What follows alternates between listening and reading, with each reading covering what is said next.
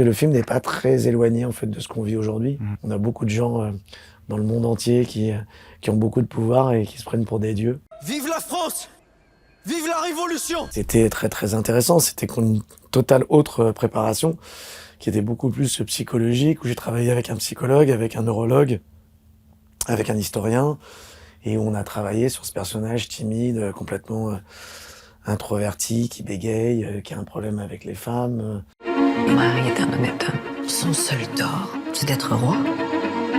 C'était un rôle quand même hyper important, hyper intéressant, qui finalement, presque par son état psychologique, a permis à la France de se soulever finalement et à faire cette révolution en fait. D'ailleurs, son père avait dit, Louis XV avait dit à sa mort « Après moi le déluge », qui est le titre du film, et parce qu'il savait que son fils était pas en capacité de gouverner un pays en fait.